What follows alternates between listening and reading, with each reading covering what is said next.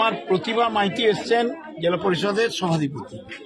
এরা নিজেদের উদ্যোগে আমার আইএনটিটিউসির সভাপতি এসছেন গোপাল এবং আমার অনেক সহকর্মীরা, তারা তাদের মনের ভালোবাসা দিয়ে লোকের পাশে দাঁড়াতে এসছেন, নিজেরা কিছু সংগ্রহ করেছেন।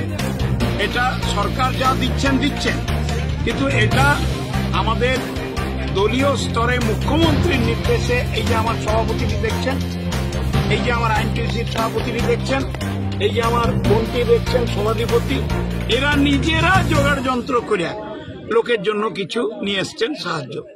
আমি আশা করব বন্যা পীড়িত মানুষরা এদের সাহায্য দয়া করে গ্রহণ করবেন। এটা কোনো করুণা নয়, এটা আমাদের হৃদয়ের ভালোবাসা।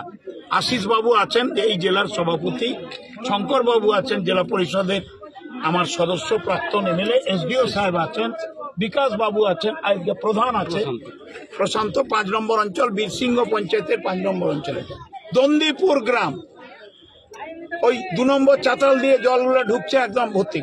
আমি এসডিও সাহেবকে, বিডিও সাহেবকে, প্রধানকে অনুরোধ করছি, আশিস বাবু আছেন, শঙ্কর বাবু আছেন, বিকাশ, যে ক্রপ ইন্স্যুরেন্সের ফর্মগুলো যেন ভর্তি হয়ে যায়, শস্য বীমা তারা পাবেন 1, 2 বাড়ির তালিকা যেন সঠিক হয়, যেটা একটু ক্ষতি, যেটা বেশি ক্ষতি আবার হয়, এবং বাকি যে কাজগুলো সেগুলো যেন আমরা সুষ্ঠুভাবে করতে পারি।